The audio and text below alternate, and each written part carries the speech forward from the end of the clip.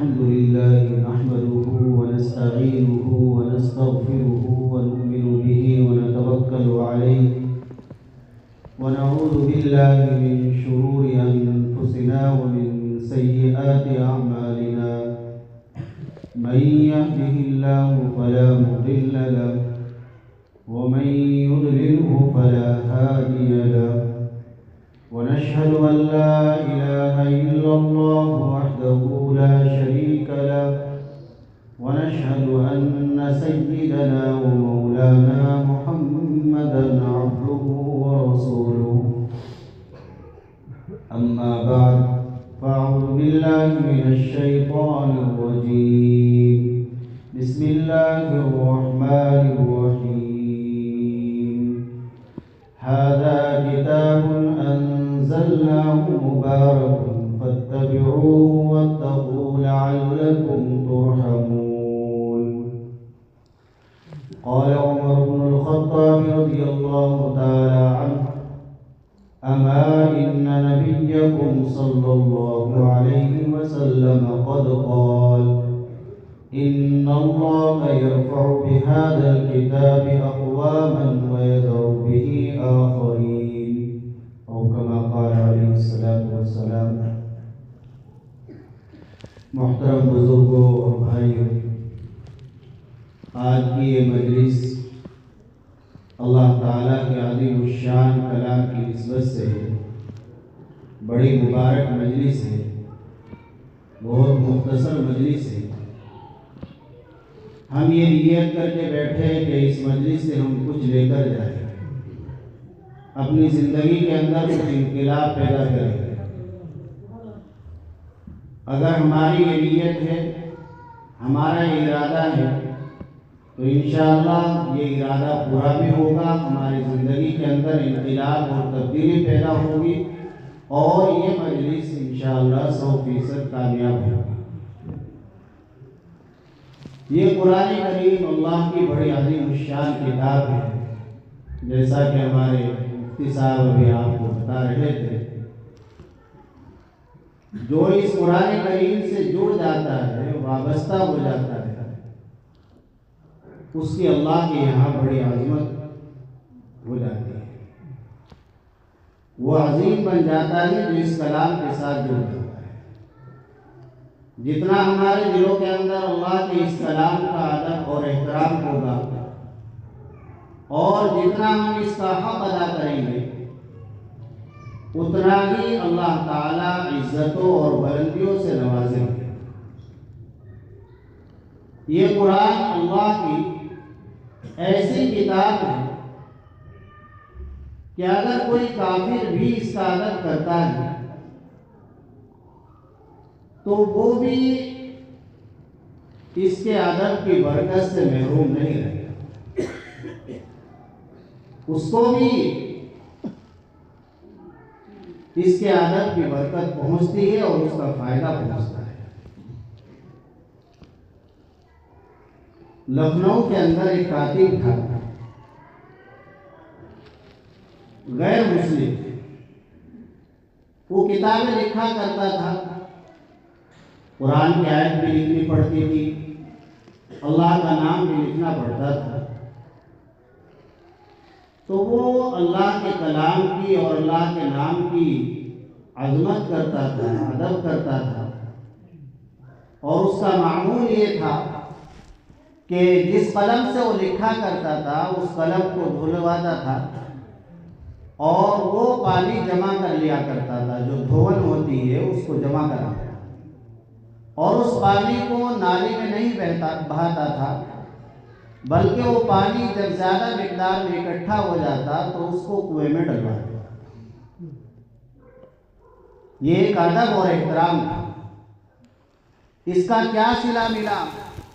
اس کا صلہ اس کو یہ ملا کہ جب اس کا انتقال ہو گیا تو غیر مسلم اپنے مذہب کے مطابق اس کو جلانے کے لیے لے گئے. 1000 کوششیں اس کو جلانے کی لیکن اس کی لاش جلی رہی. آخر میں یہی مشورہ ہوا اور یہی طے ہوا کہ اس کی تدفین کی جائے. چنانچہ دفن ہی کیا گیا. مشہور و معروف عالم دین گزرے ہیں، ابھی انتقال ہوا ہے قریب میں، مولانا ندیم الواجدی رحمۃ اللہ علیہ، صاحب قلم عالم تھے۔ انہوں نے لکھا ہے، ان کے بیان میں ہے،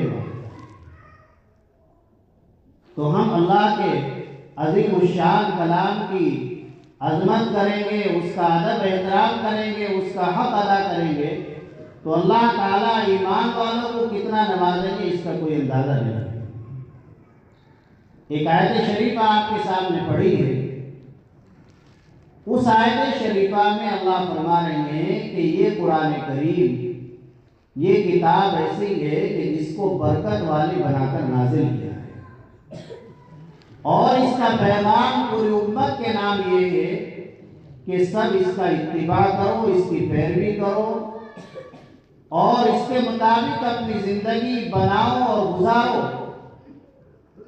اور تقوی اختیار کرو تاکہ تمہارے اوپر رحم کیا جائے۔ قرآن کریم کے اندر جگہ جگہ تقوی کا حکم دیا گیا ہے کہ تقوی والی زندگی بناؤ۔ اب جب ہم سے کہا جاتا ہے کہ بھئی تقوی اختیار کرو، تو ہمارے ذہنوں کے اندر یہ بات بیٹھی ہوئی ہے کہ تقوی اختیار کرنا یہ تو بہت بڑوں کا کام ہے اور بڑا مشکل کام ہے، یہ ہر کس کے بس کی بات نہیں ہے۔ حالانکہ ایسا نہیں ہے۔ حضرت تھانوی نور اللہ مرقدہ فرماتے ہیں کہ آدمی کا متقی رہنا اور متقی بننا اتنا ہی آسان ہے جتنا کہ باوضو رہنا آسان ہے۔ جس طرح کوئی آدمی ارادہ کر لے کہ میں باوضو رہوں گا، اس کی بڑی برکتیں ہیں۔ ایک حدیث شریف کے اندر ہے جو باوضو رہتا ہے اس کی روزی میں بھی برکت ہوتی ہے، روزی میں بھی برکت ہوتی ہے۔ دم علی الطہارۃ توسع فی الرزق او کما قال علیہ الصلوۃ والسلام، باوضو رہا کر تیرے رزق میں برکت ہوگی، وسعت۔ تو جس طرح کوئی انسان باوضو رہنے کا ارادہ کر لے تو باوضو رہ سکتا ہے، وضو ٹوٹ گیا پھر وضو کر لیا تو وہ کہے گا کہ میں ہمیشہ باوضو رہتا ہوں الحمدللہ۔ ہمیشہ باوضو رہنے کا یہ مطلب نہیں ہوتا کہ اس کا کبھی وضو ٹوٹتا ہی نہیں، وضو ٹوٹ جاتا ہے پھر وہ اپنا وضو بنا لیتا ہے۔ تو اسی طرح تقویٰ ہے کہ انسان گناہوں سے بچے، گناہوں سے توبہ کر لے، پھر کبھی توبہ ٹوٹ جائے، گناہ ہو جائے، پھر توبہ کر لے اللہ سے، پھر متقی بن جائے گا۔ تقویٰ اصل گناہوں سے بچنے کا ہی نام ہے۔ حضرت امیر المومنین عمر فاروق رضی اللہ تعالی عنہ نے ایک مرتبہ حضرت ابی بن کعب رضی اللہ تعالی عنہ سے دریافت فرمایا کہ اے ابی، تقویٰ کیا چیز ہے؟ تو حضرت ابی بن کعب رضی اللہ تعالی عنہ نے امیر المومنین عمر فاروق رضی اللہ تعالی عنہ کو مثال سے سمجھایا۔ یہ صحابہ ایسے تھے کہ بڑے چھوٹے سے معلوم کر رہے ہیں۔ عمر فاروق رضی اللہ تعالی عنہ اونچا مقام ہے۔ اللہ کے نبی صلی اللہ علیہ وسلم نے فرمایا کہ میرے بعد اگر کوئی نبی ہوتا تو عمر ہوتا، لیکن وہ علمی چیز معلوم کر رہے ہیں حضرت ابی بن کعب رضی اللہ عنہ سے اپنے سے چھوٹے۔ آج ہمارے اندر یہ بڑی کمی ہے کہ ہمیں ایک تو خود معلوم نہیں اور دوسرے معلوم بھی نہیں کرتے۔ جہالت اتنی بڑھی ہوئی ہے کہ ذرا سی کوئی اردو کی کتاب پڑھ لی، 3 دن جماعت میں لگا لیے، چلا لگا لیا تو اپنے آپ کو بڑے عالم سمجھنے لگتے ہیں، اور علماء کی برائی ہے اور علماء سے بے نیاز اپنے آپ کو سمجھتے ہیں کہ میرے میں تو سب کچھ آ گیا۔ آج ہم دیکھ رہے ہیں کہ خوب مدارس ہیں، خوب مکاتب ہیں، خوب دعوت و تبلیغ کا کام چل رہا ہے، اور یہ سمجھتے ہیں کہ ہم بڑے علمی دور میں گزر رہے ہیں، لیکن جہالت کا یہ عالم ہے آپ اندازہ نہیں لگا سکتے، اور آپ کو حیرت ہوگی ابھی 2 ہفتے پہلے کا واقعہ ہے، 3 ہفتے ہو گئے ہوں گے شاید۔ کھاتا کھیڑی سہارنپور میں ہے، 2 مدرسے ہیں بڑے، کوئی سمیہ مسجد ہے، اس کے آس پاس کا واقعہ ہے۔ عشاء کے بعد ہمارے ایک مولانا عثمان صاحب نے، پرانے آدمی ہیں، مظاہر علوم میں پرانے خدمات میں، ان کا فون آیا کہ ایک بچہ 8 مہینے کا تھا، ماں کے پیٹ میں 8 مہینے دنیا میں رہا، انتقال ہو گیا، اس کو بغیر نماز کے دفن کرائے، جنازے کی نماز کے بغیر، اب کیا کرنا ہے؟ یعنی جہالت کا یہ حال ہے، یہ عالم میں کسی سے مسئلہ معلوم کرنے کی ضرورت محسوس نہیں کرتی، بغیر جنازے کے ہی دفن کر دیا، بغیر نماز کے دفن کر دیا، نماز جنازہ پڑھی ہی نہیں۔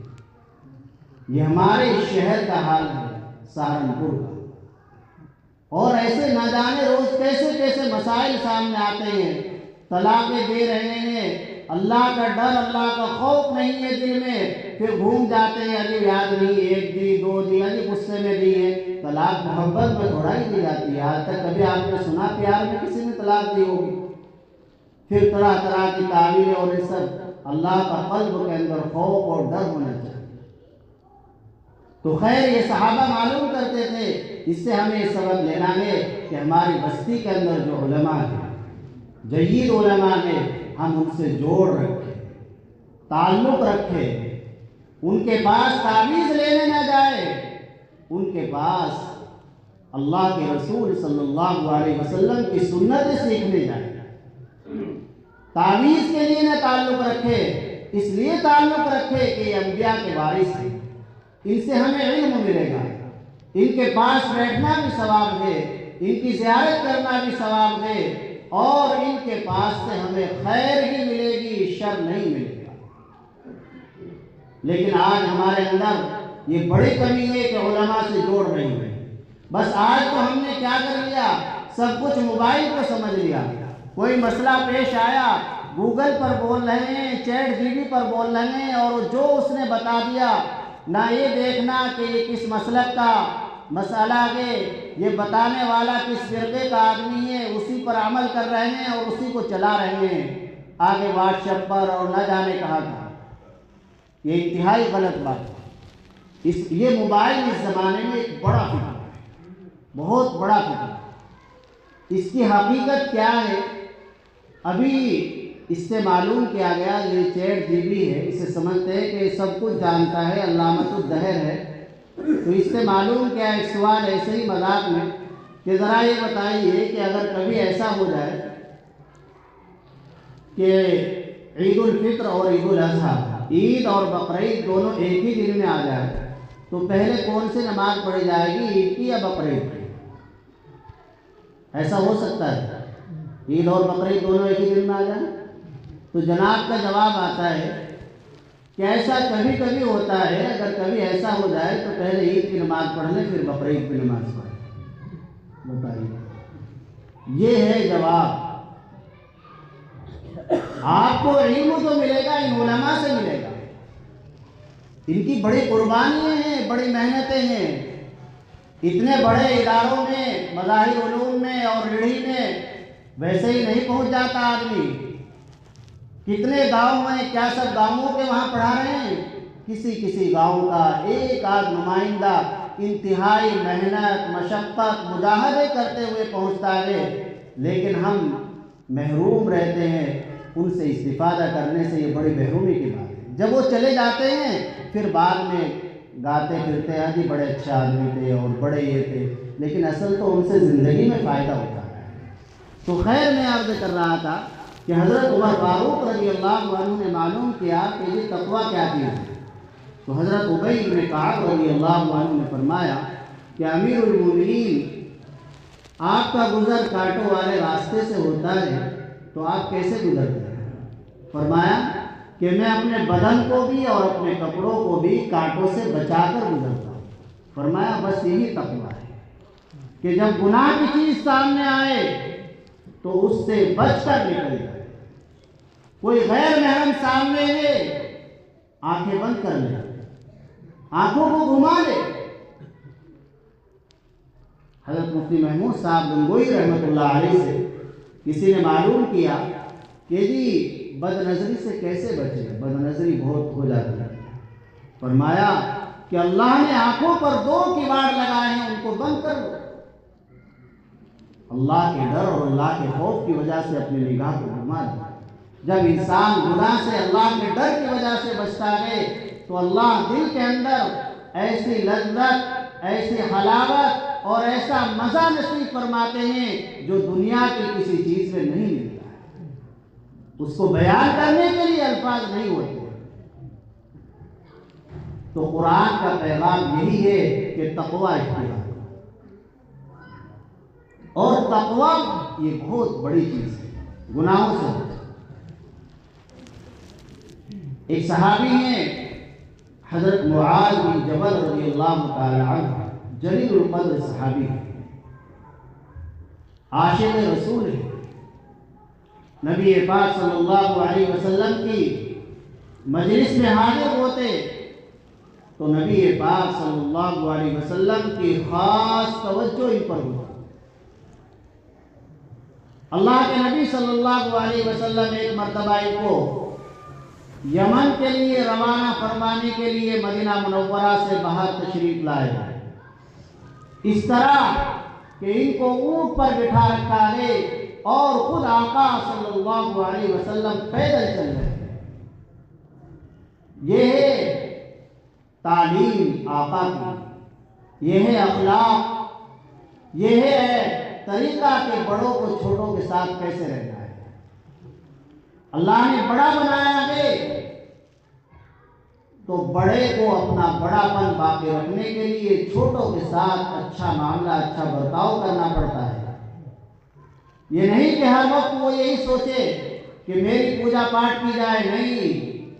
اللہ کے نبی صلی اللہ علیہ وسلم کے اخلاق دیکھے کہ ان کا چھوٹوں کے ساتھ کیا برتاؤ تھا، اپنے خدام کے ساتھ کیا برتاؤ تھا۔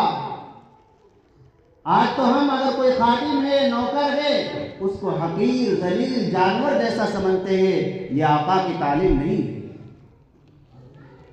یہ اخلاق نبوی نہیں ہے۔ حضرت انس رضی اللہ تعالیٰ عنہ فرماتے ہیں اللہ کے نبی صلی اللہ علیہ وسلم کی خدمت میں 10 سال تک رہا، آپ نے کبھی ڈانٹا نہیں، کبھی مارا نہیں، کبھی یہ نہیں فرمایا یہ انس یہ کام کیوں کیا، یہ کیوں نہیں کیا۔ اس طرح چلانا پڑتا ہے۔ آپ پر کوئی چودراہٹ آ گئی، کوئی پردھانی آ گئی، یہ نہیں پورے گاؤں کو حقیر اور ذلیل سمجھنے لگے۔ یہ پردھان بنانے والے، ذمہ دار بنانے والے یہی ہے، انہوں نے ہی بنایا ہے، یہی ذریعہ بنے ہیں۔ اللہ کے نبی صلی اللہ علیہ وسلم کو جتنی فتحیں ملتی چلی گئی اتنی ہی زیادہ تواضع پیدا ہوتی گئی۔ بڑا آدمی وہی ہوتا ہے کہ جتنے عہدے اور جتنی بڑائیاں اس کو ملتی چلی جاتی ہے اتنا ہی وہ اپنے آپ کو چھوٹا سمجھنے لگتا ہے۔ یہ ہے اصل بڑائی، یہ ہونا چاہیے۔ تو اللہ کے نبی صلی اللہ علیہ وسلم نے ان کو اونٹ پر بٹھا رکھا ہے، ان کو نصیحتیں فرما رہے ہیں کہ اے معاذ، آپ جس بستی کی طرف جا رہے ہیں، جس علاقے میں آپ جا رہے ہیں، اس علاقے والوں کے ساتھ نرمی کا ماحول، نرمی کا معاملہ کرنا، اتحاد کا ماحول بنانا، اختلاف پیدا نہ کرنا، انتشار پیدا نہ کرنا۔ اختلاف سے دین کا بڑا نقصان ہوتا ہے۔ ہمیں بھی نصیحتوں کو لینا ہے، ہمیں بھی اختلاف نہیں کرنا، جوڑ پیدا کرنا ہے، توڑ پیدا نہیں کرنا۔ علماء بھی آپس میں جوڑ رکھے، دین کو قوت اور مضبوطی ملے گی، اور عوام بھی آپس میں جوڑ رکھے، انشاءاللہ اس سے دین کو مضبوطی ملے گی، قوت ملے گی۔ لڑے نہیں، جھگڑے نہیں، اتحاد کا ماحول بنا کر رکھے۔ تو نبی پاک صلی اللہ علیہ وسلم نصیحتیں فرماتے ہوئے جا رہے ہیں، اور پھر آخر میں یہ فرما دیا کہ اے معاذ، یہ آپ کی اور میری شاید آخری ملاقات ہے، اور اس کے بعد آپ کا گزر میری قبر سے ہو، میری مسجد سے ہو۔ ایک عاشق رسول پر کیا گزری ہوگی یہ سن کر بھائی بول رہے تھے، اے بھائی یہ تو غلط بات ہے بھائی. اگر تم بول رہے ہو یہ سب سننے کا، یہ تو بے ادبی ہے اللہ کے رسول صلی اللہ علیہ وسلم کے کلام کی. اس سے اچھا آپ یہاں نہ بیٹھے، یہ محرومی کا سبب بنے گی، اس سے بڑا نقصان ہے. حضرات صحابہ کرام رضی اللہ تعالیٰ عنہم آپ صلی اللہ علیہ وسلم جب کچھ فرماتے، باتیں تو انہی کی ہے، کہنے والا کوئی بھی ہو. یہ نہ دیکھو کون کہہ رہا ہے، یہ دیکھو کیا کہا جا رہا ہے. تو ایسے بیٹھتے تھے کہ جیسے کوئی چال، اگر پرندہ بھی ان پر بیٹھ جائے وہ اڑ نہیں پاتا تھا، اس طرح سکون سے بیٹھتے تھے. ایسے ہی بیٹھنا چاہیے، دین کی بات کو توجہ سے سننا چاہیے. کوئی ایسی باتیں نہیں ہو رہی کہ جو آپ کی سمجھ میں نہ آ رہی، غور سے سنیں. تو عاشق رسول پر کیا گزری ہوگی، آواز نکل گئی رونے کی. اللہ کے نبی صلی اللہ علیہ وسلم نے اس وقت فرمایا زور سے نہ رو، زور سے رونا شیطان کی طرف سے. اور اس وقت ایک بات ارشاد فرمائی، بڑی قیمتی بات، حدیث شریف کی کتابوں میں روایت موجود ہے، مسند احمد ابن حنبل میں تفصیل سے روایت ہے. اللہ کے نبی صلی اللہ علیہ وسلم نے فرمایا ان اول الناس بی المتقون من کانوا وحیث کانوا. ارشاد فرمایا میرے محبوب اور میرے قریبی لوگ وہ ہیں جو متقی اور پرہیزگار ہیں، وہ کہیں کے بھی ہو، کوئی بھی ہو، کسی بھی برادری کے ہو، متقی اور پرہیزگار ہیں، میرے قریبی لوگ ہیں. کسی بھی علاقے کے رہنے والے ہو، کسی بھی ملک اور شہر کے رہنے والے ہو، خواہ مدینہ منورہ کے رہنے والے ہو اور خواہ بڈھا کھیڑا کے رہنے والے ہو، جو متقی اور پرہیزگار ہیں وہ میرے محبوب اور قریبی لوگ. نبی پاک صلی اللہ علیہ وسلم نے تو ہمیں تقوی والی زندگی بنائی. قرآن کا پیغام یہی ہے. اللہ نے اس پر انعام بھی بیان فرما دیا کہ تمہارے اوپر رحم کیا جائے گا. پھر یہی صحابی جب واپس آئے تو اس وقت اللہ کے نبی صلی اللہ علیہ وسلم کا وصال ہو چکا تھا. آپ نے تو فرما دیا تھا. روزہ مبارکہ پر حاضر ہوئے، زار و قطار رونے لگے.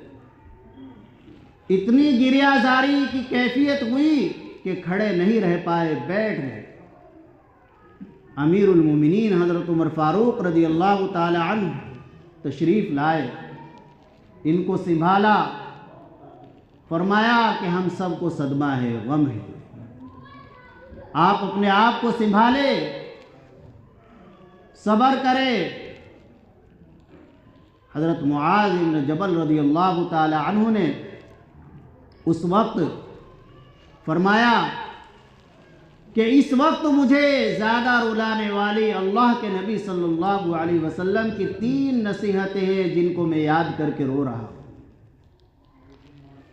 آپ کی جدائی کا جو غم ہے، صدمہ ہے، وہ اپنی جگہ ہے، لیکن جو اصل رلانے کی کیفیت بنا رہی ہے وہ اللہ کے نبی صلی اللہ علیہ وسلم کی 3 نصیحتیں.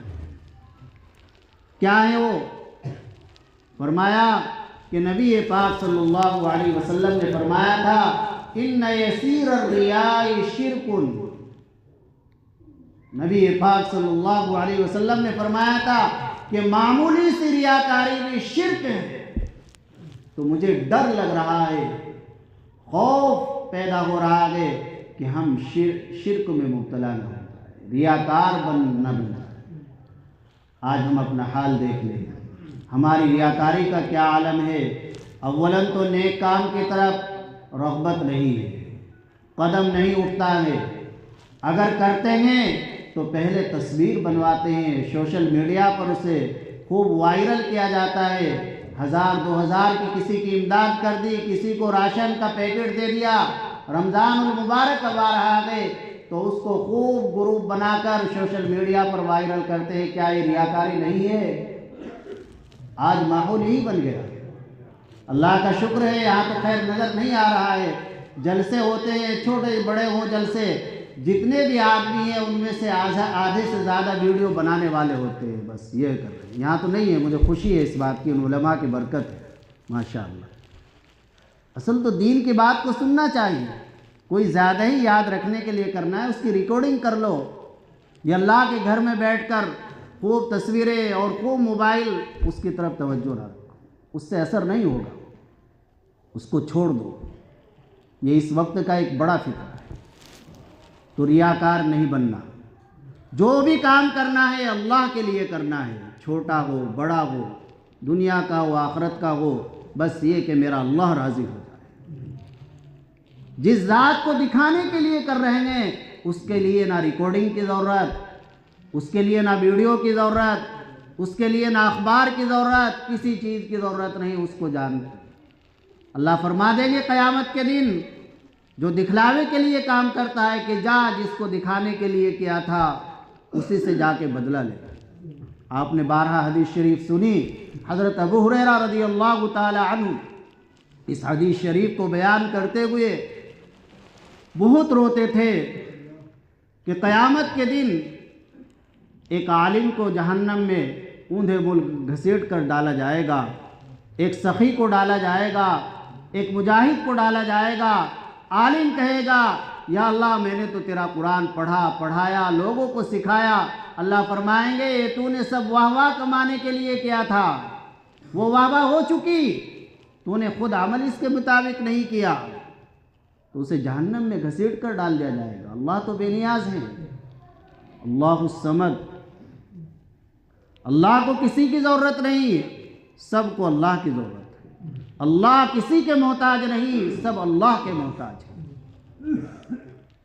سخی کو جہنم میں ڈالا جائے گا، وہ کہے گا یا اللہ میں نے تو خوب سخاوتی کی ہے، غریبوں کی مدد کی ہے، مدرسوں کی مسجدوں کی مدد کی ہے۔ اللہ فرمائیں گے یہ سب دکھلاوے کے لیے کیا تھا، اس لیے کیا تھا تاکہ سخی کہاں جائے، وہ کہاں جا چکا، اب تیرا ٹھکانہ جہنم ہے، جہنم میں ڈال دیا جائے گا۔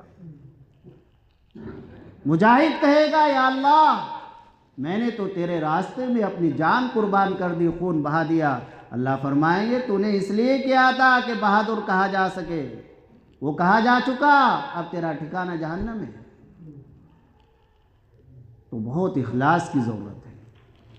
عمل کر کے کتنا بھی بڑا نیک عمل کر لے، دل کے اندر یہ کیفیت پیدا ہونی چاہیے کہ معلوم نہیں قبول ہوا یا نہیں، ڈر پیدا ہو، اللہ سے دعا کرتے رہے۔ حضرت ابراہیم اور حضرت اسماعیل علیہ السلام نے بیت اللہ کی تعمیر کی، اللہ سے دعا کی، ربنا تقبل منا انک انت السمیع العلیم وتب علینا انک انت التواب الرحیم۔ مولائے کریم آپ سننے والے ہیں، جاننے والے ہیں، ہماری طرف سے اس عمل کو قبول فرما لیجئے اور ہماری توبہ قبول فرما لیجئے، ہمارے اوپر توجہ فرما دیجئے۔ یہ ڈر پیدا ہونا چاہیے، ساتھ ساتھ امید تو ہو اللہ کی ذات سے، امید تو ہو اللہ کی ذات سے کہ اللہ قبول فرما لیں گے، لیکن ساتھ ساتھ ڈر بھی ہو، اور جو عدم قبولیت کے اسباب ہیں، ریاکاری، دکھلاوا، تکبر، ان سے بچے جب وہ عمل اللہ کے ہاں قبول ہوگا۔ تو پہلی چیز یہ، پہلی یہ نصیحت۔ اور دوسری نصیحت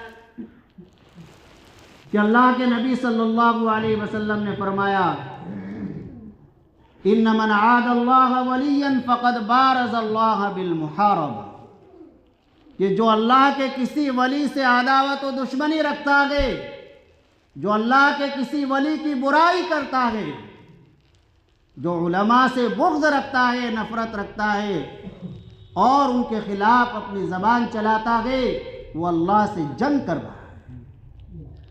اور جو اللہ سے جنگ کرے، آپ خود سوچئے اس کا ٹھکانہ کیا ہوگا، اس کی ہلاکت و بربادی میں کیا تردد ہے۔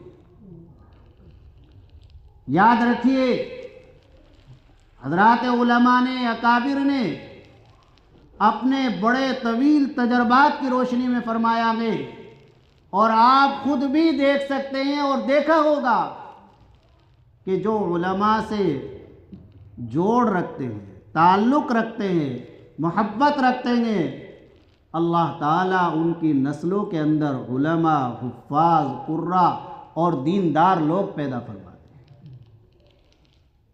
اور جو علماء سے بغض رکھتا ہے، نفرت رکھتا ہے، اللہ تعالیٰ اس کے اور نسلوں میں برے لوگ پیدا فرماتے ہیں۔ اللہ اس کی نسلوں سے دین علم ختم کر دیتے ہیں۔ تو علماء سے تعلق، محبت، ان اولیاء اللہ کی زیارت، اور تیسری چیز ارشاد فرمائی کہ تیسری نصیحت اللہ کے نبی صلی اللہ علیہ وسلم کی یہ تھی، ان اللہ یحب الابرار الاتقیاء الاخفیاء، کہ اللہ کے نبی صلی اللہ علیہ وسلم نے ایک مرتبہ فرمایا تھا کہ اللہ ایسے نیک لوگوں کو، متقی لوگوں کو پسند فرماتے ہیں جو اپنی عبادات کو، اپنے اچھے اعمال کو مخفی رکھتے ہیں، پوشیدہ رکھتے ہیں، لوگوں میں گاتے نہیں پھرتے ہیں۔ تو ہمیں ان نصیحتوں پر عمل کرنا ہے۔ یہ اللہ کے نبی صلی اللہ علیہ وسلم کی نصیحتیں ہیں۔